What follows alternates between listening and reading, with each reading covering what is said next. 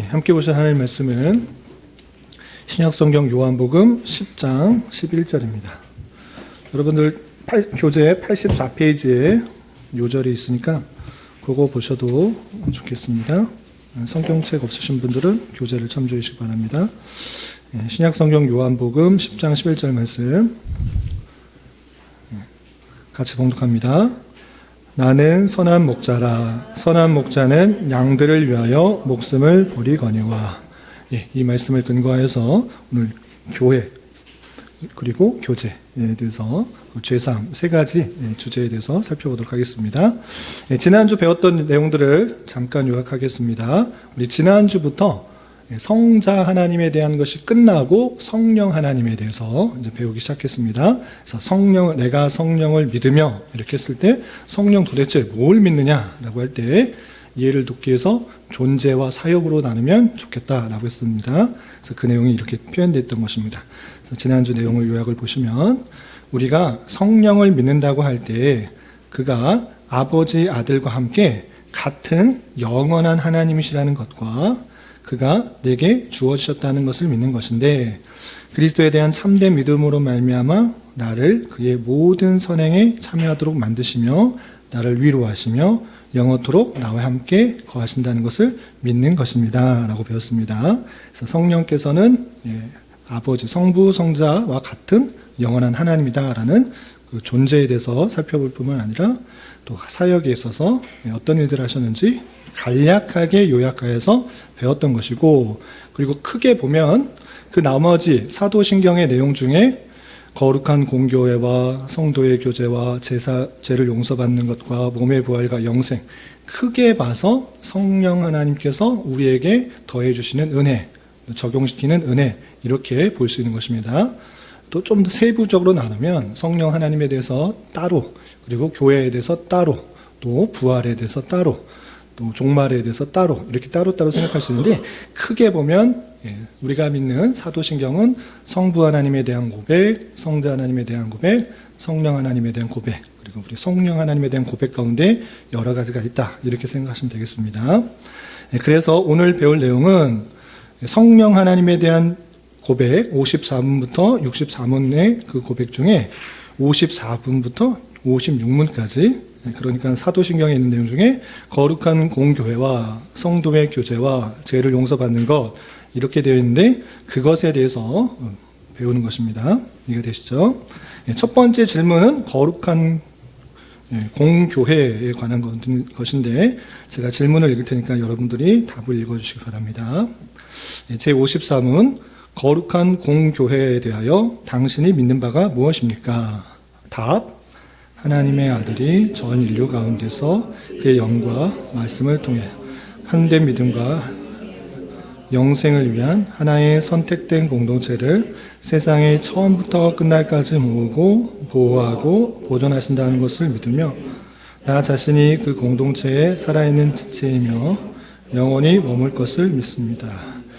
우리는 그냥 사도신경의 거룩한 공교회와 성도의 교제와 죄를 용서받는 것과 몸의 부활과 영생을 믿습니다 라고 했을 때 거룩한 공교회에 대해서 잘 이해 못하고 그냥 사도신경을 읊듯이, 주문을 읊듯이 그렇게 넘어가는 경우가 많이 있습니다. 그런데 그 공교회가 무엇인지를 잘 깨달아야 되는 것입니다. 그것에 대해서 답변으로 이렇게 되어 있는데 내용이 좀 길지만 하나씩 끊어서 생각해 보면 그렇게 어렵지 않습니다. 그래서 하나씩 끊어서 생각해 보겠습니다.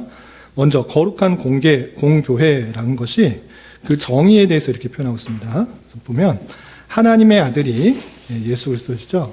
전 인류 가운데서 그의 영과 말씀을 통해, 성령과 말씀을 통하여 참된 믿음의 하나됨 안에서 영생을 위한 하나의 선택된 공동체를, 이렇게 되는데 좀 깁니다. 간단하게 말하겠습니다. 거룩한 공교회, 공교회가 무엇이냐 알았을 때 영어로 보면 카톨릭 처치입니다. 카톨릭 처치, 카톨릭 많이 들어보셨죠? 천주교를 카톨릭 처치다 이렇게 해서 표현하고 있는데 이 카톨릭이라는 것은 전체의 교회를 카톨릭 처치라고 합니다. 그래서 로마 천주교에서 이미 카톨릭이라는 단어를 선점해서 우리가 카톨릭 처치라고 하면 천주교 믿는 것 같잖아요. 그래서 카톨릭 처치라고 안 하고 공교회, 전체 교회, 공적인 교회 이렇게 표현한 것입니다. 그리고 홀리 카톨릭 처치 이래서 거룩한, 구별된 것을 붙이고 있는데 그 거룩한 하나의 교회, 전체 교회가 무엇이냐라고 할 때 먼저 끊어서 간략하게 말하면 이렇게 할 수 있습니다. 하나의 선택된 공동체. 밑줄 쳐놨잖아요. 저 두꺼운 글씨로 하나의 선택된 공동체. 간단하게 이 머릿속에 외우기 쉽게 거룩한 공교회가 뭐냐? 하나의 선택된 공동체. 당연히 누가 선택하신 것입니까? 하나님의 선택. 하나님께서 선택하신 것인데 그러면 선택해서 무엇을 주시는 것일까요? 당연히 지옥이 아니라 천국, 영생을 주기로 위해 선택된 공동체 이렇게 된 것입니다. 그래서 영생을 위해서 선택된 공동체가 거룩한 공교회인데 어떤 방식으로 했는가라고 할 때 전 인류 가운데, 모든 인류 가운데 하나도 빼지 않고 태어난 모든 사람들 가운데서 영생으로 선택된 자는 어떻게 선택하는가? 그것을 설명한 것입니다. 어떻게 하느냐? 그의 영과, 그의 영이 뭐죠? 성령, 또 말씀을 통해 성령과 말씀을 통해서 믿음을 얻게 하고 그 믿음을 통해서 하나됨을 통하여서 영생을 위해서 선택된 공동체다. 다시 쉽게 말하면 저 인류가 있습니다. 모든 인류, 태어난 모든 사람이 있는데 그 사람이 다 선택된 게 아니고 선택된 사람이 있다. 무엇을 위해서?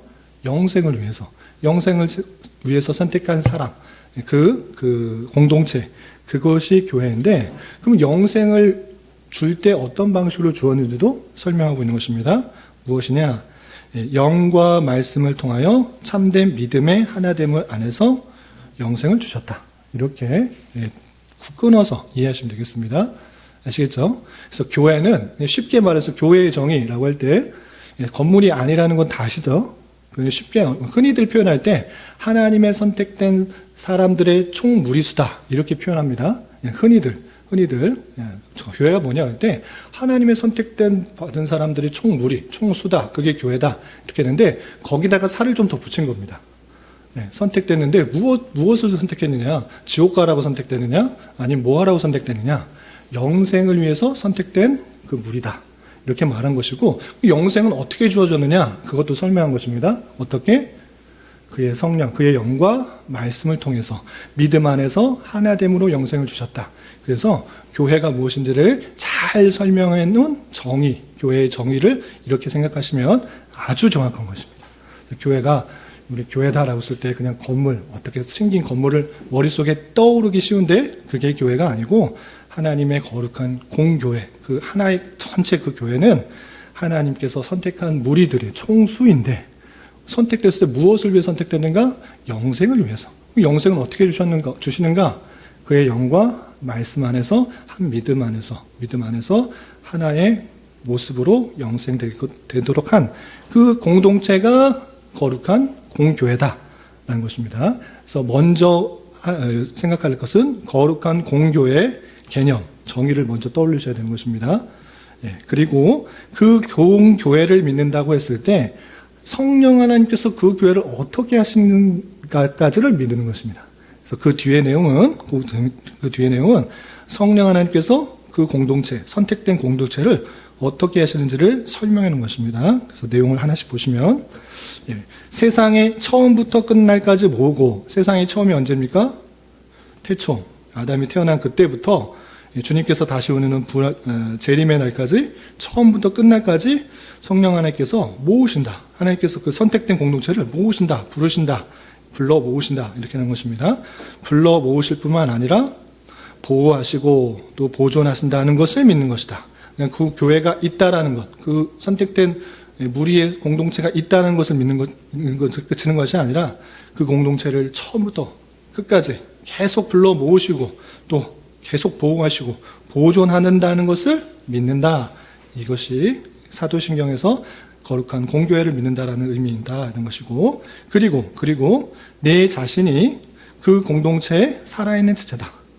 그 교회의 지체와 같은 살아있는 죽어있는이 아니고 살아있는 지체라는 것을 믿고 또 그 공동체 안에서 영원히 머물 것을 믿는다라는 그런 의미인 것입니다. 그래서 단순히 거룩한 공교회화하고 넘어가는데 무슨 뜻인지도 모르고 넘어갈 수 있는데 그 거룩한 공교회, 하나님의 교회의 정의를 알아야 될 것이고 그 교회를 어떻게 지키시는지를 알 뿐만 아니라 내가 그 교회의 일원으로서 어떻게 되는지를 함께 알아야 바른 믿음이다 이렇게 설명하고 있는 것입니다. 이해가 되시죠? 그거 관련 구절 몇 개 보겠습니다. 요한복음 아까 10장 11절이 있었잖아요. 요한복음 10장 아주 중요한 장입니다. 예수 그리스도를 양으로 비유하고 하나님의 택하신 백성들이 그 양으로 예수님이 목자, 우리를 양으로 이렇게 표현한 것인데 지난주에도 말씀드렸지만 이 양을 지키는 선한 목자는 양과 염소를 구분할 수 있습니까? 없습니까? 당연히 구분할 수 있다. 나는 양을 위해서 온 것이고 내 양들은 나를 알아서 내 음성을 듣고 온다. 그런데 너희들이 다양한 기적을 보고 이적을 보고 신기한 거를 보면서도 나를 믿지 않은 까닭은 왜다? 너희가 내 양이 아니기 때문이다. 이렇게 말했던 것입니다. 10장 26절 여러분들 성경 찾아보시면 10장의 내용을 다 강의하고 싶으나 간단하게 요약하면 그것입니다. 이 세상 모든 인류가 내 양이 아니라 택한 양이 있다. 난 그를 위해 왔다. 그리고 그 양들은 나를 안다. 너희들이 믿지 않는다? 너희들이 내 양이 아니니까 믿지 않는 것이다. 이렇게 하나님의 선택된 그 사람이 있다는 것을 보여주고 있는 것입니다. 10장 26절, 27절 찾으신 분들 같이 한번 읽어보겠습니다. 시작. 너희가 내 양이 아니므로 믿지 아니하는도다. 내 양은 내 음성을 들으며 나는 그들을 알며 그들은 나를 따르니라. 예수님이 누가 내 양이고 누가 내 양이 아닌지 모르는 거 아니다. 다 안다. 하나님이 선택하셨고 나는 그를 위해 왔다. 이것을 분명히 요한복음 10장과 17장 등등에 계속적으로 표현하고 있는 것입니다. 하나님의 구원은 오직 택자에게 주어진다는 것이 성경 전체의 내용이라는 것을 제대로만 성경을 읽어도 알 수 있는 것입니다. 이렇게 선택된 그 양들을 위해서 오셨고 또 그를 위하여 목숨을 버리신다. 이렇게 제한 속죄를 표현하고 있는 것을 볼 수 있습니다. 그리고 그 밑에 로마서 8장 29절 거기 써 있는 부분만 읽어보겠습니다. 로마서 8장 29절 이하 같이 한번 봉독하겠습니다. 시작. 하나님이 미리 아신 자들을 또한 그의 아들의 형상을 본받기 위하여 미리 정하셨으니 이는 그로 많은 형제 중에서 맏아들이 되게 하려 하심이라. 또 미리 정하신 그들을 또한 부르시고 부르신 그들을 또한 의롭다 하시고 의롭다 하신 그들을 또한 영화롭게 하셨느니라. 하나님께서 그냥 믿는 자를 구원한다. 이것이 성경의 정확한 표현이 아닌 것입니다. 미리 아신 자들, 미리 정하신 자들, 하나님의 선택된 자가 있다. 이렇게 표현하고 있는 것입니다. 미리 아신 자들, 미리 정하신 자들, 그렇게 예정되고 선택된 자를 그를 부르시고 그를 의롭게 하신다. 이것이 아주 중요한 선택과 예정의 사상인 것입니다. 성경을 제대로 내가 필요한 부분만 읽는 것이 아니라 이런 부분들을 함께 전체를 살펴볼 때 하나님의 선택 가운데 우리가 부르심을 받고 의롭게 되어 하나님의 자녀가 하나님의 공동체 안에 들어오게 되었다는 것을 잘 알 수 있습니다. 에베소서 1장 11절부터 13절도 아주 유명한 구절인데 교재에 나와 있는 것 같이 한번 읽어보겠습니다. 시작. 모든 일을 그의 뜻의 결정대로 일하시는 이의 계획을 따라 우리가 예정을 입어 그 안에서 기업이 되었으니 이는 우리가 그리스도 안에서 전부터 바라던 그의 영광의 찬송이 되게 하려 함이니라.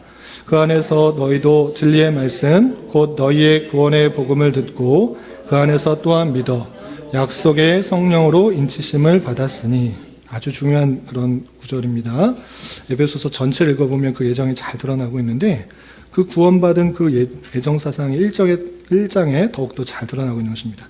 그 중에서도 11절에 보면 하나님께서 어떻게 일하시는지 11절에 잘 표현되고 있습니다. 11절 보시면 모든 일을 그의 뜻의 결정대로 일하시는 이의 계획을 따라 우리가 예정을 입었다.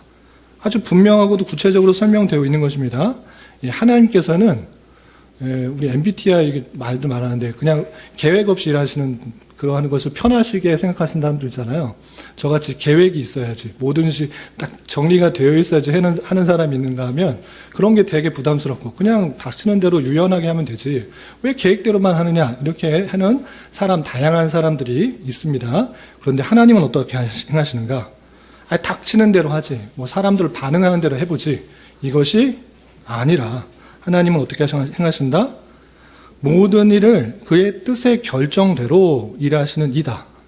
이렇게 분명히 밝히고 있는 것입니다. 뜻의 결정이 있는 것이고 그대로 하나님의 그 뜻, 그 예정, 그것대로 행하시는 분이신데 그 계획에 따라 우리가 예정을 입었다. 하나님의 선하신 뜻 가운데 우리가 선택을 받기로 예정을 입어서 하나님의 기업, 하나님의 백성이 되었다. 이렇게 분명히 밝혀주고 있는 것입니다. 그리고 그렇게 된 이후에 밑줄 친 부분면 13절을 보시면 그것이 하나님께서 얘 잘못 선택했다. 얘는 아닌데 얘 이렇게 안 믿을 줄 알고 지 마음대로 살 줄 알면 택하지 말아야 되는데 하고 잘 안 믿으면 버리는 것이 아니라 성령으로 인치심을 받았다. 그것이 바뀐다 안 바뀐다? 안 바뀐다.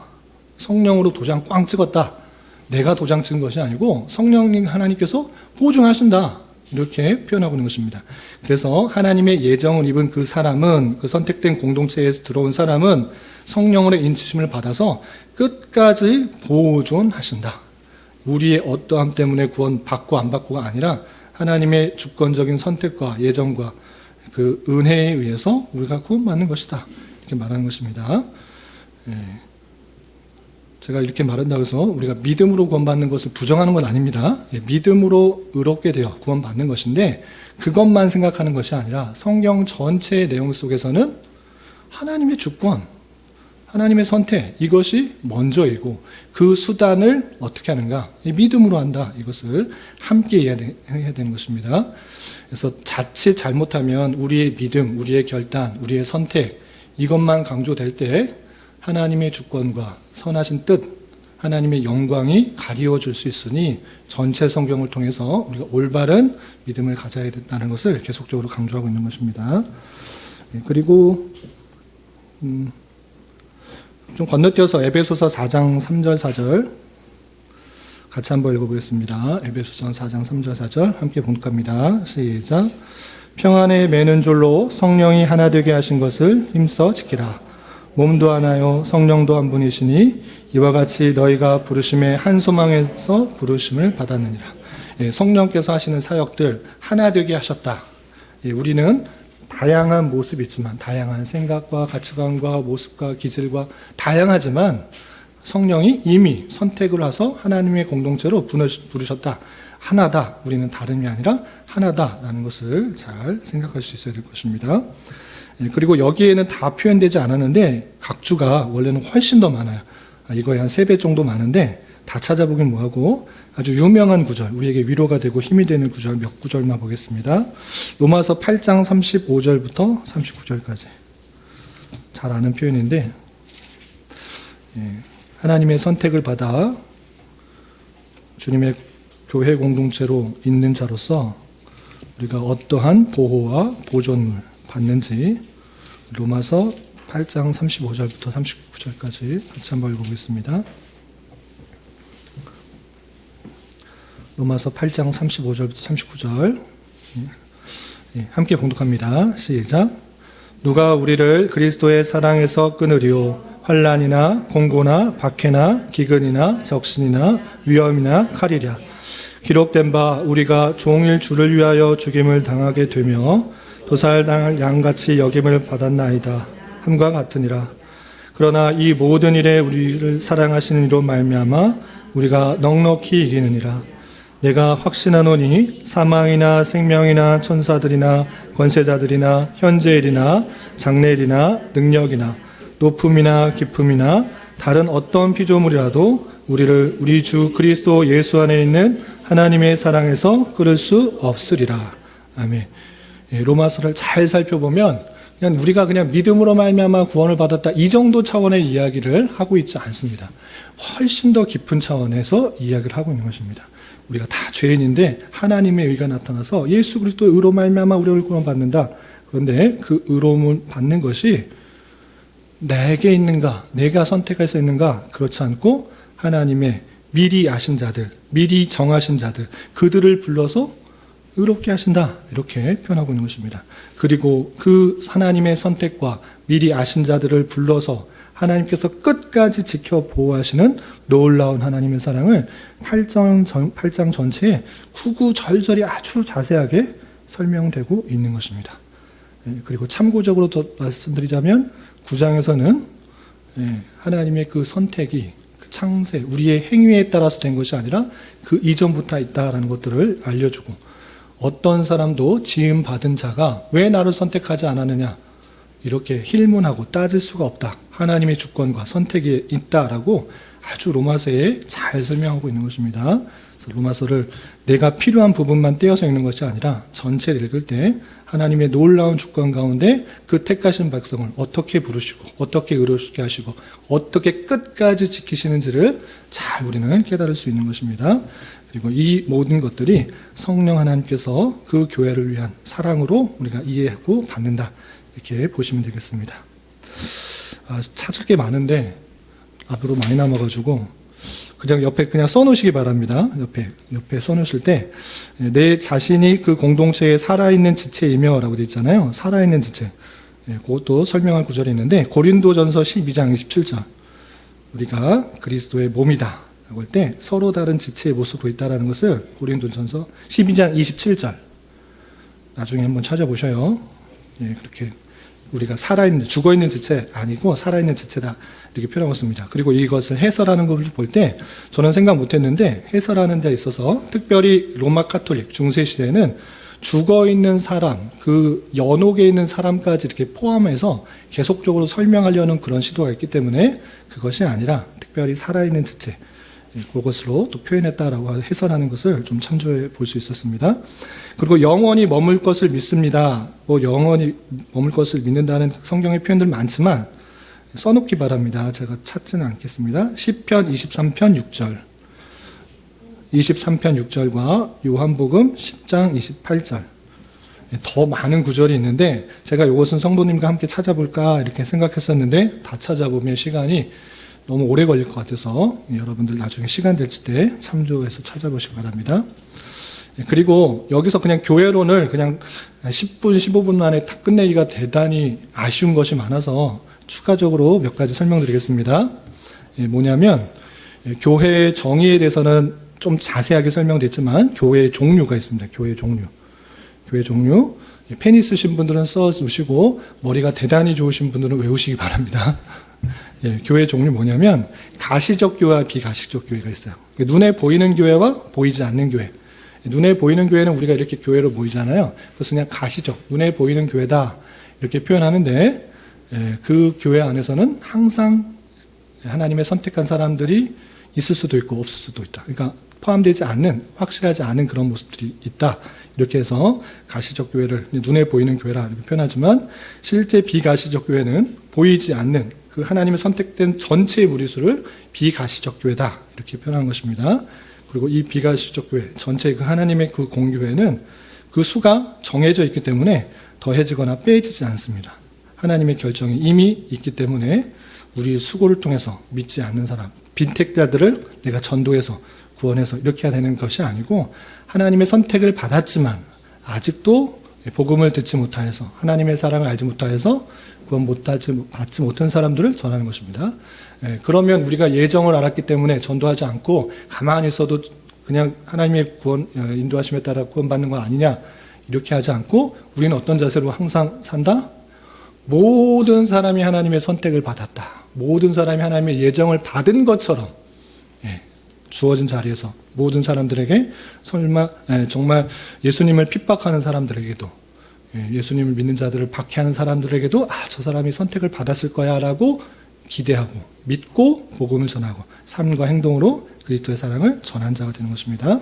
그래서 가시적 교회, 눈에 보이는 교회를 계속해서 영적 전투를 한다고 해서 전투하는 교회라고 표현하기도 하고, 또 비가시적 교회를 이미 천국에 있기 때문에 승리한 교회라고 표현하기도 합니다.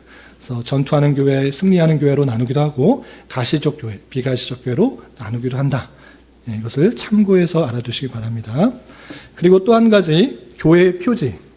교회가 어떤 것이 있어야 교회라고 말할 수 있느냐라고 할 때 세 가지로 표현하고 있습니다. 뭐 두 가지로 말하시는 분들이지만 조금 더 구체적으로 말하면 세 가지인데, 첫 번째, 말씀이 신실하게 선포되는가. 교회가 말씀이 선포되지 않는다고 하면 온전한 교회가 아니다, 이렇게 한 것입니다. 특별히 로마 가톨릭에서는 그냥 행위에 어떤 그 의식에 참여하는 그 자체가 의가 되어서 구원을 받는다고 했습니다.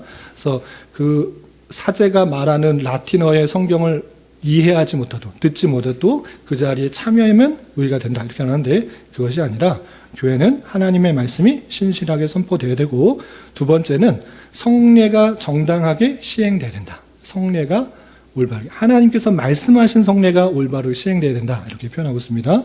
그래서 성례로서 성찬과 세례, 이 두 가지가 참된 성례이고, 그것이 바르게 집행될 수 있도록 하는 것이, 바른 집행이 되는 것이 교회의 표지다라고 했습니다.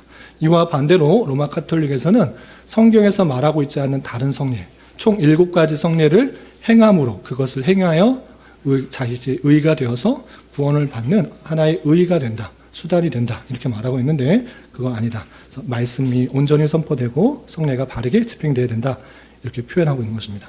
그리고 한 가지 덧붙이자면, 권징이 올바로 시행되고 있는가, 이것을 덧붙여 설명하고 있습니다. 우리가 하나님의 통치에 대해서 우리 기독교 강의에도 살펴봤고, 예전에도 몇 번 강조한 것처럼 하나님께서 우리를 어떻게 통치하시는가라고 할 때 영적인 통치와 세상적인 통치 있다 했습니다. 영적인 통치는 교회를 통해서, 세상적 통치는 세상 정부를 통해서 정치적 통치를 이루어 나가는 것이고, 이렇게 육체의 올바른 단정함과 사회생활을 할 수 있도록 하는 통치 외에 하나님의 말씀대로 올바르게 살아갈 수 있도록 통치하는 기관이 교회이기 때문에 그 권징이 올바로 시행될 수 있는 것이 교회의 표제다, 이렇게 하는 것입니다. 그래서 특별히 장로교회에서는 그 권징이 한 사람이 아니라 교회회, 장로회를 통하여서 하나님의 말씀에 바로 서 있는, 그리고 선택된 그 직분에 의해서, 장로에 의해서 회가 이루어지고, 그것에 의해서 치리회로 되어서 권징이 시행된다, 이렇게 표현되고 있는 것을 참조해 주시기 바랍니다. 많은 것 말했는데 한 가지만 더 말씀드리겠습니다. 교회의 속성. 교회의 속성은 거룩성과 보편성이 있습니다. 거룩성이라는 것은 구별되었다라는 것입니다. 구별된 것이 거룩인데, 이렇게 모습에서 거룩이 있는 것이 아니라 어떤 것과 다른 구별된 특성이 있다는 것인데, 우리가 어떤 그 다른 것을 드러내는 것이 아니라 하나님의 선택을 받았기 때문에 다른 것과 구별된다라는 거룩성이 있는 것이고, 보편성이 있는 것입니다. 보편성은 믿음의 보편성과 시간의 보편성이 있는데, 믿음의 보편성은 무엇이냐? 구약 성도나 신약의 성도나 모두 다 하나의 바른 믿음 안에서 하나 된다는 것입니다. 그래서 우리가 교회를 할 때 자칫 우리가 잘못하고 좀 좁게 생각하게 되면 장로교회만, 아니면 개혁교회만 하나님께서 쓰신다, 하나님께서 택하신다, 이런 식으로 생각할 수 있는데 상당히 위험한 것입니다. 하나님의 선택하신 그 공교회는 하나님의 선택을 받은 그런 모습이기 때문에 우리만 선택되었다, 이런 식으로 상당히 좁게 생각하면 안 되는 것입니다. 하나님께서 믿음 안에서 아까 말씀드린 것처럼 그의 영과 말씀을 통해 참된 믿음으로 하나됨 안에서 영생을 주신 그 공동체가 주님의 교회 공동체인 것입니다. 거룩한 공동체인 것입니다. 그래서 장로교회도, 감리교회도, 침례교회도, 순복음교회도, 무슨 교회가 있나요? 성결교회도 등등도 다 하나님의 참된 믿음 안에서 구원하신, 택하신 교회 공동체인 것입니다. 장로교회만 구원받는다, 이거 아닙니다. 그럼에도 불구하고 우리가 같은 교회로 받을 수 있는 것은 사도신경의 내용, 사도신경을 함께 바르게 고백한다, 이것을 주님의 한 교회로 받는 것입니다. 이해되시죠? 그런데 우리는 어떤 은혜가 있느냐, 어떤 감사가 있느냐, 성경 우리를 주신 그 부분에 있어서 여러 번 강조합니다. 감리교회는 구원이 없습니까? 침례교회는 구원이 없습니까? 순복음교회는 구원이 없습니까? 저 그렇게 말한 적 없습니다. 예수님을 믿음으로 구원을 받는 것은 고백인 것입니다. 그럼에도 불구하고 우리의 은혜가 무엇이냐? 예, 하나님의 말씀을 바로 알고 하나님께 가장 영광을 돌리는 그런 성도다. 이런 것입니다. 예, 감리교도 예수님 믿고 구원받아요. 그런데 감리교의 그 마음속에는 내가 선택했기 때문에 구원받는다. 그 선택이 나의 주권에 있기 때문에 하나님께 영광을 우리보다 덜 돌리는 것입니다. 전체 성경을 볼 때 우리가 그렇게 볼 수 있는가? 그것이 좀 아쉽다라는 것이고, 그들에게 있어서도 그들을 나가는 대로 이런 부분에 의해서 우리 예수님 믿고 구원받는 것이고, 믿는 사람들도 이탈할 수 있다. 시험에 걸려서 예수님 잘 믿었다가 우상 숭배하고 이탈된 사람들 있지 않느냐? 나름대로의 신앙들이 있는 것입니다. 그래서 그들을 정죄하거나 분리하거나 해치는 것이 없이 우리는 더욱더 하나 되려고 더욱더 해야 될 것이고, 우리는 성경 전체의 말씀을 바로 알아서 하나님께 더욱더 영광을 돌리고 하나님께만 찬송을 돌리는 것에 더 특화되어 있는 그런 신학과 교회이다. 이렇게 생각하셔야 됩니다. 그래서 다른 교회 모습을 볼 때 조심스러운 것이 늘 우리는 잘 배웠고 저서는 잘못됐어. 저렇게 믿으면 안 돼. 저렇게 예배하면 안 돼. 저렇게 전도하면 안 돼. 저렇게 신앙생활 하면 안 돼. 안 돼 하지 말고 우리 그들에 대해서 안타깝게 여기고 그들도 하나님의 은혜 가운데 나 다 이해할 수 없는 하나님의 섭리 가운데 하나님의 교회가 저런 모습도 있구나 이렇게 생각하고 계속 분리되려고 하는 것이 아니라 하나 되려고 하는 그 모습이 있어야 되는 것입니다. 그리고 예전에 제가 한번 예를 들었는데 정확하게 맞는 예시는 아닌데 이런 것이라고 했습니다. 세탁기가 있잖아요. 드럼 세탁기 기억나시나요? 비유를 한번 했는데 드럼 세탁기를 가지고 빨래를 하면 잘 빨리잖아요. 물론 통돌이도 잘 빨립니다. 세탁기를 가지고 세탁을 하는데 그것이 잘 빨리는 것을 빨래를 빨래하기 위해서 세탁기를 주어졌는데 세탁기를 가지고 이게 빨래하는 거라고? 묵은 빨래 다 갖다 놓고 세탁기를 들고 쿵쿵 쪄가지고 비누 묻히고 쿵쿵 쪄가지고 빨래하면 되기는 합니다. 근데 그게 올바른 세탁기의 사용법입니까? 아니라고요. 세탁만 된다고 그게 다 그것이 아니라 그것을 어떻게 사용했는지 말씀을 통해서 설명서를 통해서 바로 줬기 때문에 여기다 세탁기에다가 세제 넣고 묵은 때 넣고 막 돌리면 정말 깨끗하게 빨리는구나. S기업, L기업 정말 대단하게 잘 만들었다. 이렇게 해야 되는데 어떻게 하면 세탁기 갖다 놓고 막 힘자랑하면서 쿵쿵 쪄면서 내 힘 좋지? 내가 이걸 갖고 이렇게 쿵쿵 쪄서 잘하니까 잘 빨린 거야. 내가 힘 좋고 나 빨래 잘해. 나 쪽으로 가면 안 된다는 것입니다. 그래서 설명서만 제대로 읽어도 이 세탁기를 들고 이 빨래를 쿵쿵 쪄서 빨래하는 게 아니고 그 안에 넣어서 전기를 돌려서 틀어서 그렇게 빨래하라는 것을 우리는 잘 알아야 된다는 것입니다. 그래서 설명서를 잘 이해하고 해야지 우리가 바르게 그것을 이용할 뿐만 아니라 바르게 영광을 돌릴 수 있다. 이렇게 예를 아주 적절하진 않지만 그냥 나름대로 생각해서 적용해 봤습니다. 이해되시죠? 그래서 교회의 속성, 거룩성과 보편성을 있을 때, 우리 믿음의 보편성을 있을 때 사도신경의 그 믿음들을 함께 고백하면 주님의 공동체다. 주님의 택한 백성이다. 이렇게 받아들이고 하나 되려고 하는 마음도 있어야 되는 것입니다. 더욱더 계속 분리하다가 서로 미워하는 마음까지, 싫어하는 마음까지 가서는 안 될 것입니다. 그리고 시간의 보편성도 말했는데 시간이 계속 길어져서 죄송합니다. 시간의 보편성 했을 때 구약의 성도나 신약의 성도나 모두 다 함께 보편성을 가질 때 어떤 모습이 있어야 되는가라고 할 때 저는 시편 찬송에 아주 좋은 역할을 하겠다 이런 생각을 들었습니다. 그게 뭐냐? 구약의 성도도 하나님께서 가르쳐 주신 시편 찬송 불렀던 것이고 또 신약의 성도들 시편 찬송 주어졌기 때문에 부르고 있습니다. 그런데 만약에 시편 찬송 묵혀두고 하나님께서 알려주신 시편 찬송 묵혀놓고 다른 찬송만 새로운 찬송만 정말 알아줄 수 없는 랩 같은 찬송 그리고 그 내용과 뜻을 잘 이해하지도 않고 무슨 뜻인지 잘 모르겠다는 그런 찬송들이 있어졌을 때 하나님의 천국에 그 분류해 봤을 때 구약의 성도와 신약의 성도가 혹여나 시간적인 보편성을 망가뜨린 상태에서 서로 다른 찬송을 하고 있지는 않은가 이렇게 조심스럽게 생각해 보는 것입니다. 아주 똑같은 예는 아니지만 구약의 성도나 신약의 성도다 함께 우리가 찬양할 때 그것이 어떤 것이 중점이 될 수 있을까 그 모습이 어떻게 공통될 수 있을까라고 할 때 시편 찬송이 아주 좋은 역할을 하겠다 이렇게 생각을 해보는 것입니다. 그래서 구약 성도들이 불렀던 그 시편의 찬송들이 우리들에게도 함께 불려져서 그 시간과 공간을 뛰어넘어서 한 모습으로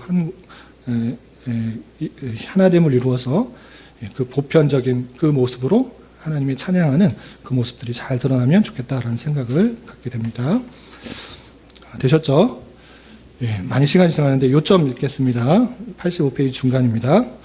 거룩한 보편적인 그리스도 교회에 대하여 우리가 믿는 바는 하나님의 아들이 전 인류 가운데서 그의 영과 말씀을 통하여 하나의 선택된 공동체를 세상에 처음부터 끝까지 모으고 보호하고 보존하신다는 것입니다. 그리고 나 자신이 그 공동체의 살아있는 지체이며 영원히 머물 것을 믿습니다. 라는 것입니다. 지식적으로만 아는 것이 아니라 내가 정말 그 교회다. 내가 하나님의 선택을 받아 예수님을 믿게 되었고 하나님의 백성이 되었고 하나님의 교회가 되었다. 나는 살아있는 그리스도의 몸이고 영원히 그의 보호함 가운데 머물 것을 확실히 믿어야 되는 것입니다. 이런 믿음을 잘 가질 수 있는 저와 여러분 되시기 바랍니다. 제 55문 제가 문을 읽을 테니까 여러분들이 답변을 읽어주시기 바랍니다. 제 55문 성도의 교제란 말로 당신은 어떤 것을 이해하십니까? 답 첫째로 모든 각 신자들이 주 그리스도의 지체로서 그의 모든 보화와 은사들을 함께 가진다는 것이며 둘째로 각 사람이 그가 받은 은사를 다른 지체의 필요와 구원을 기꺼이 즐거움으로 내놓을 책임이 있다는 것을 알아야 한다는 것입니다. 성도의 교제를 믿습니다. 이렇게 되는 성도의 교제, 죄를 용서하는 것과 몸의 부활과 영생을 믿습니다. 각각의 내용들을 다 믿는다는 것인데 성도의 교제, 우리가 어떤 것을 믿느냐라고 할 때 두 가지 의미를 갖고 있다는 것입니다. 첫째 뭐냐면 모든 각 신자들이 주 그리스도의 지체로서 그의 모든 보화와 은사들을 함께 가진다. 이런 것입니다. 쉽게 말하겠습니다. 첫째, 둘째를 좀 자세하게 또 그냥 직역해서 좀 표현되는데 쉽게 말해서 성도의 교제를 믿는다는 것은 그리스도와의 교제를 믿는 것과 성도들 사이의 교제를 믿는다라는 것입니다. 그래서 그리스도와 교제하기 때문에 그 그리스도의 지체이기 때문에 우리가 아까 그리스도의 지체, 살아있는 지체라고 했습니다. 그리스도의 지체, 몸으로서 그 모든 보호와 은사들을 함께 가진다. 주님과의 교제가 있기 때문에 그 모든 좋은 것들을 그로부터 받는다. 그런 표현이고 둘째로 말씀드린 것처럼 각 사람들과의 예수님과의 아니고 성도들 사이의 교제를 믿는다는 것인데 그 교제는 무엇이냐? 각 사람이 그가 받은 은사를 다른 지체의 필요와 구원을 위하여 기꺼이 즐거움으로 내놓을 책임이 있다는 것을 알아야 한다라는 것입니다. 우리가 각각의 다른 받은 은사가 있습니다. 달란트, 자기 은사들이 있는데 이것을 나만을 위해서 쓰는 것이 아니라 다른 지체의 필요를 위해서 또 구원을 위해서 함께 나누는 것이다 라는 것입니다. 이 내용이 아주 중요한 게 뭐냐면 이제 계속 사회가 고도화되고 현대화되고 발전되면 될수록 특히 우리나라 교회도 마찬가지로 개인화가 대단히 쉽잖아요. 특별히 코로나가 생겨서 더욱 그것이 급속화됐는데 남들과 교제하기 싫어. 교제하다간 어떤 병이 옮을지도 몰라. 그냥 온라인을 통해서 예배하고 말씀 듣고 또 신앙생활 잘하고 또 헌금하면 되지. 교회 필요할 때 헌금하면 되지. 사람과 사람 부딪히는 거 아우 머리 아프고 신경 쓰고 시험 들어. 그러니 나는 나 개인을 위한 신앙을 하겠다. 헌금은 그냥 감사한 마음으로 그냥 교회하고 교회 와서 써라. 이런 식으로 계속 나갈 수 있는데 하나님께서는 그렇게 만드시지 않으셨다. 성도끼리 교제하도록 했다라는 것이 성경의 말씀인 것입니다. 그래서 예수 그리스도로부터 교제를 통해서 모든 풍성한 은사들, 모든 좋은 것들을 가자. 나 잘 먹고 잘 살아. 이런 것이 아니라 그 받은 은사들을 섬기는 은사, 또 요리를 잘하는 은사, 또 봉사하는 은사, 가르치는 은사, 뭐 등등등 피아노 잘 하시는 은사 등등등 자기가 받은 은사들을 나를 위해서 쓰는 것이 아니라 다른 지체의 필요와 구원을 위해서 함께 쓰는 것을 믿는다라는 것입니다. 그것이 성도의 교제인 것입니다. 물론 압니다. 여러분들이 마음 안 맞는 사람, 성격 다른 사람, 그런 사람들과 부딪히기 싫은 것 잘 압니다. 그럼에도 불구하고 사랑의 마음으로 그 모든 것들에 사랑이 중심이 되어야 되는 것입니다. 그 사랑의 마음, 받은 사랑을 또 나눠주는 그 마음들, 그것들을 가지고 서로 다른 것들을 이해하고 서로 다른 것들을 연합하고 교제하여서 그 성도 간의 교제하에서 하나님의 뜻을 이루는 그 모습들로 있다라는 것, 그 책임들이 있다라는 것을 잘 알아야 되는 것입니다. 그리고 오전 말씀과 또 연관하여 간단하게만 말씀드리면 우리가 목사만 목사의 생활만 책임지는 것이 아니라 물론 그런 원리에 의해서 구약의 그 원리에 의해서 11조의 원리에 의해서 여러분들 제가 이제 목회에 전념할 수 있도록 여러분들이 생활을 책임져 주는 것이 기본적인 것이고 그것을 그치는 것이 아니라 교회 안에 다양한 어려운 경제적으로 여러 가지 어려운 형편들이 있을 때 나하고 뭔 상관이냐? 그 사람은 알아서 열심히 해서 하나님 은혜 받아서 잘 살아라. 이것이 아니라 교회 안에서 책임을 져 주는 것입니다. 그것이 국가가 해야 될 일이기도 하지만 국가가 책임지지 않더라도 국가가 형편이 없어서 복지에는 전혀 상관이 없어 그냥 자기 먹고 살려고 하는 그런 정치인들이 할지라도 교회는 그 성도를 책임져 주는 것입니다.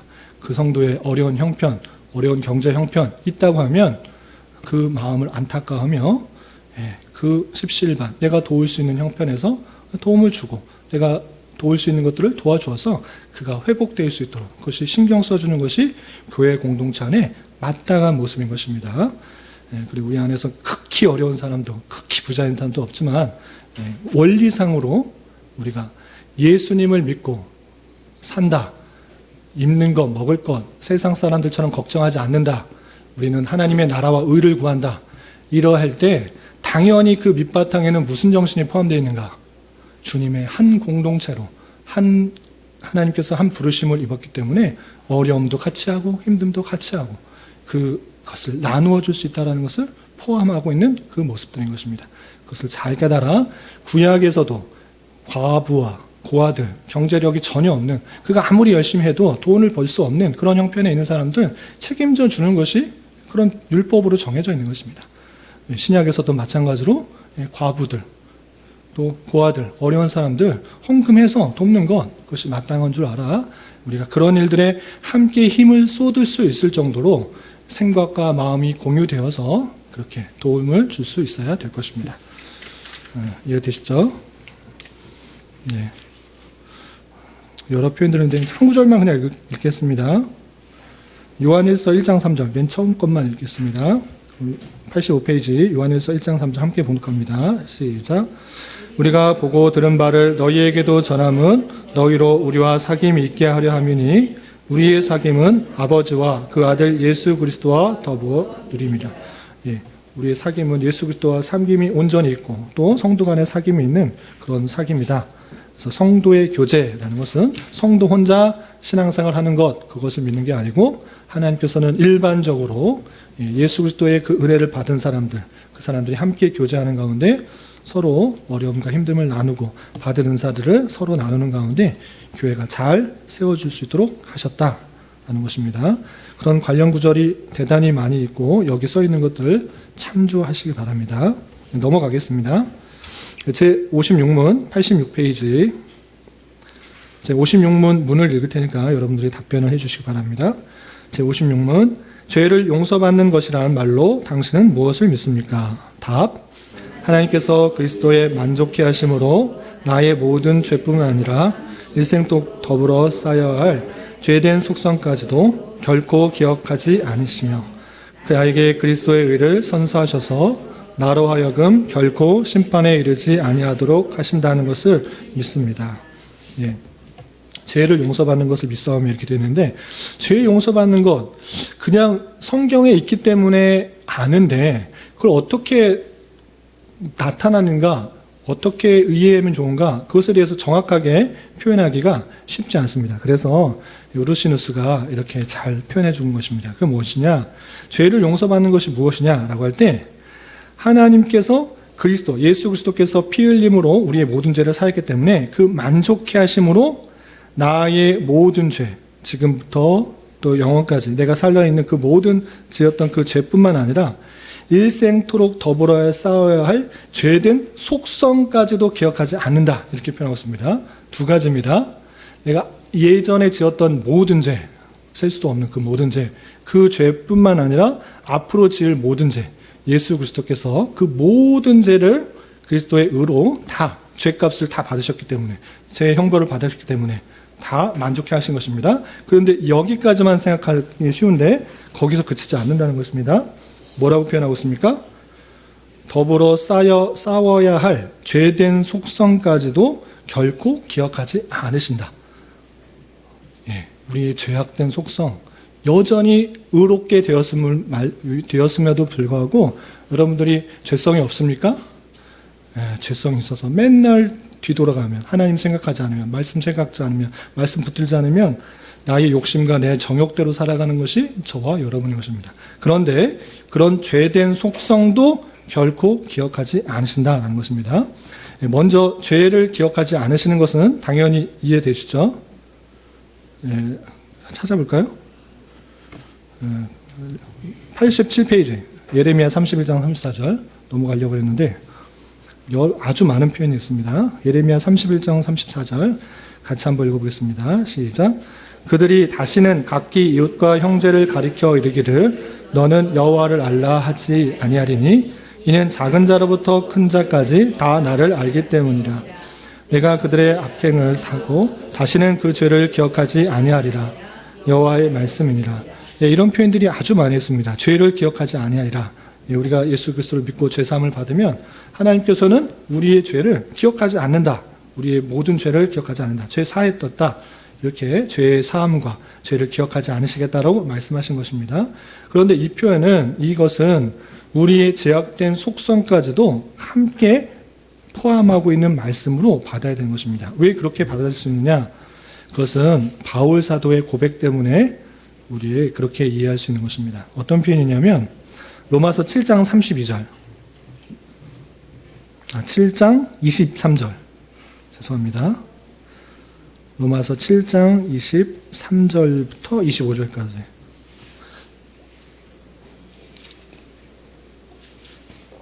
바울 사도가 구원을 설명하면서 이신칭의의 내용들을 잘 설명하면서 우리가 의롭게 되어서 하나님의 의를 입어서 구원받았다라는 내용들을 하고 있는데, 그럼에도 불구하고 내 안에 어떤 모습이 있는가, 죄성들이 그대로 있다는 것을 이렇게 고백하고 있는 것입니다. 로마서 7장 23절부터 25절까지 함께 봉독합니다. 시작. 내 지체 속에서 한 다른 법이 내 마음의 법과 싸워 내 지체 속에 있는 죄의 법으로 나로 사는 것을 보는도다. 오라, 나는 곤고한 사람이로다. 이 사망의 몸에서 누가 나를 건져내랴. 우리 주 예수 그리스도로 말미암아 하나님께 감사하리로다. 그런즉 내 자신이 마음으로는 하나님의 법을, 육신으로는 죄의 법을 섬기노라. 이것이 예수님을 믿음으로 말미암아 구원받은 자의 실제 속사람의 마음인 것입니다. 의롭게 되었지만, 우리가 죄가 없다라고 죄사함을 입었지만, 그럼에도 불구하고 바알과 같이 내 육체는 계속적으로 내 육신의 그 정욕에 따라 눈에 좋은 대로, 또 몸에 좋은 대로, 기분이 좋은 대로 행하는 것이 우리의 연약한 것입니다. 그러면서 정말 안타까우면서 탄식하는 모습이 저와 여러분들 가운데 있는 것입니다. 이렇게 예수 그리스도로 믿음으로 말미암아 의롭게 되었지만 우리의 여전히 죄성이 있다 없다? 있다. 죄된 속성이 있다. 그런데 이것조차 주님께서는 기억하지 않으신다. 그거 있으니 너 구원 받지 못한다. 너 예수님 믿는다고 그러면서 너 악한 생각 품었어? 너 정욕대로 살아? 야, 이거 좀 곤란한데? 그러면 너는 구원 못 받아. 이렇게 생각하는 것이 아니라, 그럼에도 불구하고 너 죄 지었던 것, 앞으로 지을 것, 그리고 죄를 지으려고 했던 그 마음들, 그 모든 것들을 다 기억하지 않으신다. 이렇게 표현하고 있는 것입니다. 예수 그리스도의 그 십자가 보혈의 은혜가 얼마나 큰지를 잘 보여주고 있는 것입니다. 네. 기억하시지는 않으시지만 네. 그 죄진 거에 대한 제 대가는 받죠. 그거 써 있는데 잘 물어주셔서 감사합니다. 써 있는데, 우리 죄를 지었는 죄 사함을 받았는데 우리 죄 지으면 벌 받지 않습니까? 뭐 이렇게 저와 여러분이 맨날 경험하는 거 아닙니까? 아, 하나님께서 또 치셨구나. 하나님께서 멋대로 사니까 또 찌르시는구나. 이것이 이제 매일 고백이잖아요. 이 징계가 그 목적이 다른 것입니다. 구원받은 자에게 있어서의 다양한 어려움과 환난들, 징계와 같은 그 손길들은 심판하시려는 것이 아니라 그 백성을 더욱더 정결하게 하시려는 하나님 그런 훈계와 같은 것입니다. 자신의 자녀들 있잖아요.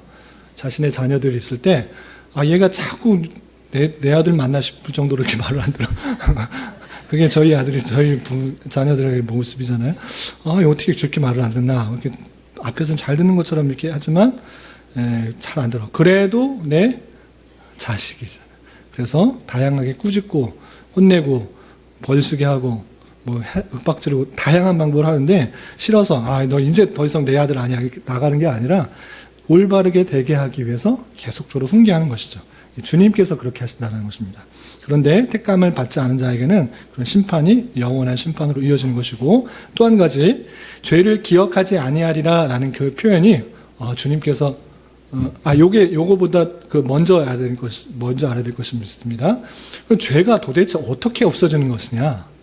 그게 이제 내 죄가 없어지면 마음이 좀 따뜻해지거나 아니면 차가워지거나 마음이 어떻게 좀 되었으면 이제 내 죄가 없어졌으면 좋겠다라고 하는데 물론 그런 뜨거운 감정을 느끼시는 분도 있고 그런 경험도 있지만 일반적으로 그것에 느끼는 분이 많지 않습니다. 제가 이제 이렇게 회개 기도를 맨날 이렇게 주일마다 하고 또 여러분들이 각자의 삶 속에서 내가 이거 잘못했습니다라고 회개했을 때 맨날 가슴이 이렇게 뜨거워집니까? 그렇지 않잖아요. 그럼 도대체 죄사함이 있어지는 것이 뭐냐? 이것을 잘 알아야 되는데 그게 뭐냐면 죄사함을 받았다는 것은 예수 그리스도를 믿음으로 말미암아 그 모든 것이 씻겨졌다는 것을 믿는 거예요. 뜨거운 감정이나 뜨거운 느낌이 아니라 그 사실에 대한 확실한 믿음이 있는 거예요. 그 주님께서 우리의 죄를 위해서 십자가에 달려 돌아가셨다라는 것이 성경에 있고 그것을 우리가 고백할 때입니다. 고백 안 하면 그 죄사함이 있는 것이 아니라 고백할 때 무엇이든 어떤 죄든지 용서해졌다는 것을 믿는 것. 그것이 죄사함의 표시인 것입니다. 다시 한번 죄사함에 우리가 뜨거운 마음이나 어떤 신비한 기운이 우리에게 탁 오는 것이 아니라 주님께서 십자가에 달려 돌아가신 이유가 우리의 모든 죄 때문인 것을 믿고 우리가 그 모든 죄를 고백할 때 그것이 죄 씻음으로 믿는 것입니다. 그게 죄사함입니다. 어떤 특별한 현상이 나타나는 것이 아니고 주님께서는 이러한 죄까지도 다 사해 주신다고 했기 때문에 내가 죄를 지었다고 고백하는 것. 그것이 죄사함인 것이고 모르고 지은 죄도 있을 수 있지만 우리가 몰랐기 때문에 고백 안 하면 죄가 남아있다? 이것이 아닌 것입니다. 주님의 그 모든 것들은 내가 고백하지 않았을지라도 예수 그리스도를 믿음으로 그 알고 지었던 죄 모든 모르고 지었던 죄 그 모든 포함한 그 모든 죄들이 예수님을 믿는다는 것으로 다 용서가 된 것입니다. 그래서 고백할 필요는 없고 모든 죄를 다 할 수도 없지만 고백할 수도 없지만 그럼에도 불구하고 회개해야 되는 이유가 무엇인가? 그것은 예수 그리스도의 사랑으로 더욱더 거룩해지기 위함이다라는 것입니다. 우리가 예수님 잘 믿다가 막 죄를 짓다가 갑자기 죽었어. 회개 못했네. 어떻게? 이전까지는 다 회개 잘했다가 이거 회개 못하고 갑자기 죽어버렸어. 교통사고나 뭐 등등등에 갑자기 죽을 수도 있잖아요. 회개 못하고 죽었네. 어떻게? 죄가 남아있어서 구원 못 받는 것입니까? 그런 거 아니라는 거죠. 그런 게 아니고 예수님을 믿었다는 것으로 모든 죄, 지었던 죄, 지을 죄, 죄했던 보성 모든 게 다 용서가 되는 거예요. 다 용서가 되는 거예요. 다 용서가 됨에도 불구하고 우리 회개해야 되는 이유가 무엇이냐?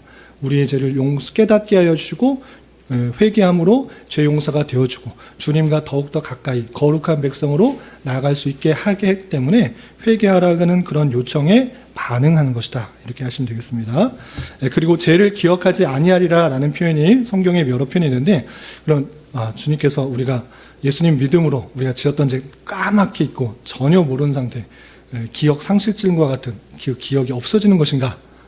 이것은 신인 동영론적 표현이다 이렇게 받는 것입니다. 사람이 이해하기 쉬운 표현으로 우리가 기억상실증 걸으면 단기 기억상실증, 장기 기억상실증 등 어떤 기억상실증이면 얘가 전에 뭐 했는지 전혀 모르게 기억 못 하잖아요. 새로운 사람처럼 이렇게 말하고, 우리 드라마 보면 종종 그런 기억 상실증 때문에 새로운 사람으로 만나서 이렇게 전혀 다른 그 모습으로 나가는 모습들이 있는데, 마치 그러한 것처럼 주님께서 우리의 죄를 기억하지 아니하시리라 했기 때문에 주님께서 기억을 전혀 못하시는 기억 상실증이 되신 것이 아니라 우리의 이해를 돕기 위한 표현이고, 좀 더 이것을 합리적으로 생각해 볼 때 성경에는 어떤 표현이 있느냐. 로마서 3장 25절.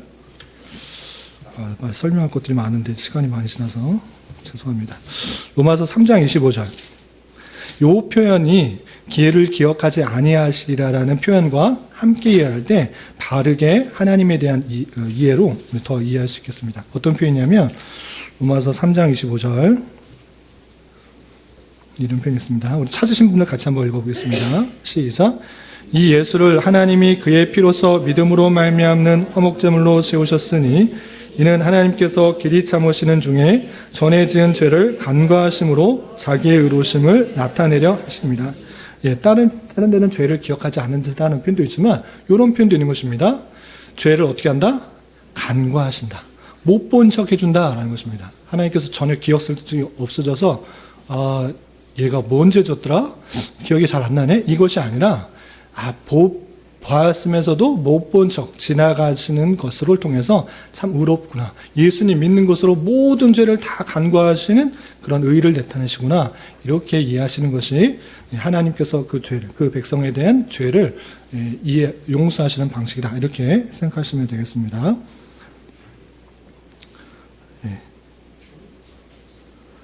그래서 죄를 기억하지 않는다는 것이 간과하시는 것이고, 그것과 연관하여서 하나님께서 우리의 모든 죄를 다 아시지만 예수 그리스도를 믿는다는 것으로 다 간과하시는 그런 모습이고, 그리고 죄를 전혀 짓지 않았던 사람처럼 대우하신다. 이것이 중요한 것입니다. 하나님의 자녀이지 노예가 아닌 것입니다. 마치 노예나 종을 부린다고 하면 얘가 잘하나 못하나 시험하면서 따라다니면서 얘 노예면서도 이걸 막타네. 하나님 내 주인의 말씀 잘 안 따르네. 벌 주고 그냥 내치고 너 이러면 안 돼. 밥 굶기고 벌 세우고 이런 것이 노예인데 우리는 그렇게 한다는 것이 아니죠. 다 용서했기 때문에 자녀로 삼아주셨기 때문에 우리를 친히 보시지만 얘가 잘하나 못하나 잘못할 때마다 한 단 뒤통수 치고 벌 주려고 따라다니는 것이 아니라 사랑의 마음으로 올바르게 하기 위해서 따라다니시고 지켜보시고 또 격려하신다. 이것을 잘 생각해야 될 것입니다. 그래서 이 죄사함에 대해서 요절을 안 찍고 이걸 하고 마무리할게요. 설명할 게 많은데 죄사함에 대해서 우리가 바로 이해해야 될 것은 죄사함을 받았기 때문에 우리는 참된 자유가 있는 것입니다. 다시 한번 예수 그리스도를 믿음으로 말미암아 우리가 의롭게 되었고 의롭게 된 자는 정죄함이 없다. 참된 자유가 있다. 이것을 잘 알아야 됩니다. 쉬운 말로 우리는 구원받기 위해서 율법을 지키는 것이 아니고 오직 믿음으로 말미암아 구원을 받았기 때문에 어떠한 법으로도 정죄함이 없는 것입니다. 어떤 율법을 들이대고 너 안식일 안 지켜? 주일 안 지켜? 헌금 안 해? 11조 안 해? 어떤 법을 들이대도 심지어는 사형에 처해질 만한 그런 죄를 저질렀을지라도 하나님 앞에서는 그 모든 죄가 없는 것입니다. 정죄함이 없는 것입니다. 제가 아주 극하게 말한 것입니다. 이것이 아주 중요합니다. 그리스도인이 갖고 있는 그 자유, 의, 이것은 아주 놀라운 것입니다. 어떤 율법으로도 말미암아 정죄함이 없다. 어떤 것을 끊을 수 없다. 칼이냐 적신이냐 기근이냐 어떤 것도 끊을 수 없다. 왜? 하나님께서 선택했기 때문에 내가 그 선택에 의해서 믿음으로 말미암아 의롭게 되었고 구원받았고 하나님의 자녀가 됐기 때문에 어떤 것도 너를 율법에 얽매일 수 없다. 어떤 율법 들이대면서 아니 장로님, 아니 집사님, 권사님, 성도님 왜 이것 안 합니까? 따져 물을 수 없다. 그것이 구원과 전혀 상관이 없다라고 표현되고 있는 것입니다. 이것이 그리스도인의 놀라운 칭의의 자유인 것입니다.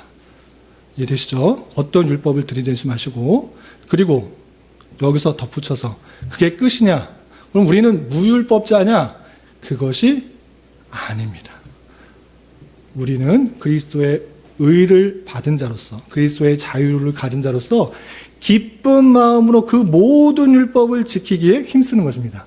차이를 아시죠? 차이를 아시겠죠? 구원받기 위한 것이 아니라 어떤 것도 우리에게 그 죄악으로 가는, 지옥으로 가게 하는 그런 법도 없음에도 불구하고 우리는 주님께서 어떻게 살라고 알려주셨으니 기쁜 마음으로 그 모든 율법을 잘 지켜 나가는 것입니다. 그래서 어떤 사람도 율법을 지켰는지 안 지켰는지 정죄할 필요가 없고, 하나님의 말씀을 기쁜 마음으로 즐겨 지켜야 되는 것이고, 이것에 대해서 칼빈은 그 모든 자유를 어떻게 사용해야 되는가 잘 설명해 줬습니다. 그건 무엇이냐? 그것은 교회의 덕이 되고 사랑 안에서 교회를 세우기 위해서 그 자유를 써야 된다. 이렇게 표현하고 있는 것입니다. 다시 한번, 우리의 모든 자유가 있으나 그 자유를 내 유익과 내 만족과 내 기쁨만을 위해서 쓰는 것이 아니라 성도의 연약한 신앙을 위해서, 내가 이렇게 하면 저 성도 믿음이 연약하여서 실족하겠구나. 그것을 두려워하며 안타까워하며 실족하는 것이 연자맥도 빼서 죽는 게 낫겠다라고 하는 것처럼 그게 덕이 되지 않는구나. 내가 이렇게 하는 것이 덕이 되지 않겠구나 생각하면서 교회의 덕을 세우고 교회를 잘 세우고 모든 것을 서로 사랑하고 하나 되는 마음으로 우리의 자유를 잘 활용하기에 힘써야 되는 것입니다. 이것이 잘못되면, 이것이 기준이 되지 않는다면 대단히 율법주의로 빠지기 쉽습니다. 하나님께서 이렇게 하도록 했으니까 너 왜 이렇게 하냐? 너 왜 이렇게 하느냐? 그렇게 하는 것이 아니라 우리는 율법에부터 자유함을 얻었으나 하나님께서 원하시는 삶을 살아가되 다양한 환경과 사건과 형편과 자라온 환경과 신학적 배경 속에서 자기 나름대로의 신앙을 하는 것입니다. 안타깝게 여기고 그들의 모습들을 보면서 저렇게 생각하고 판단할 수밖에 없겠구나 생각하면서 기도하면서 사랑으로 덕이 될 수 있도록 내 자유를 잘 활용하여서 교회를 세우고 교회가 하나 되고 힘있게 전진하는데 쓰지 않으면 상당히 율법주의적이 될 수 있고, 특별히 개혁교회라고 말하면서 어떤 것을 지키네 안 지키네 이것을 기준으로 잡아서 정죄하기 쉬운데 상당히 잘못된 것이다. 상당히 잘못된 것이고, 그렇게 기준으로 들이대는 그런 사람조차 다른 사람의 더 엄밀한 기준에 들이대면 그조차 올바를 수 없다는 것을 표현하면서 구율법은 그리스도의 믿음이 연약한 그런 사람들에게 더욱 덕이 되고 사랑으로 교회가 하나 되고 바르게 설 수 있는 방식으로 우리의 자유와 믿음을 써야 되겠다. 이것이 죄 용서함을 받은 자의 마땅한 자세다. 이렇게 정리하도록 하겠습니다. 설명할 것이 많은데 시간 관계상 넘어가도록 하겠습니다. 혹시 질문 있으신가요? 다 아시는 것인 줄 알고 여기까지 하고 마무리하겠습니다. 기도하겠습니다. 하나님 아버지 감사합니다. 오늘 사도신경의 내용 중에서 성령론 중 또 교회가 무엇인지 또 성도의 교제가 무엇인지 제 용서가 무엇인지 살펴보았습니다. 성령 하나님께서 택하신 백성들에게 또 이끄시는 다양한 섭리의 손길들을 잘 알아 우리가 그 손길들을 잘 받아들이고 또 주님의 몸된 교회로서 여러 가지 수고와 봉사들을 함으로 주님의 교회를 잘 세워가게 하여 주시고 하나님의 택하신 백성들의 무리가 확정적이다는 것들을 기억하며 또 그 안에 포함되어 있다는 것을 기억하며 감사 찬송으로 우리의 주어진 삶을 잘 살아갈 수 있도록 인도하여 주옵소서. 또한 교회 내 여러 가지 환경적으로 육체적으로 어렵고 힘든 성도들이 있습니다. 원하옵기는 우리가 또 마음을 넓혀 또 눈을 또 더 높여 그들까지 함께 살펴볼 수 있는 마음도 허락하여 주시고 함께 섬겨서 주님의 공동체를 잘 세워갈 수 있도록 주님 인도하여 주시옵소서. 한 해를 마무리하는 시간입니다. 또 12월은 성탄이라는 주제로 한 달을 보낼 텐데 성탄의 기쁨과 감사로서 한 해를 잘 마무리하고 내년을 준비할 수 있도록 인도하여 주시옵소서. 돌아가는 발걸음도 안전하게 지켜보아야 할 줄 믿으며 이 모든 말씀 예수님의 이름으로 감사히 기도드리옵나이다. 아멘.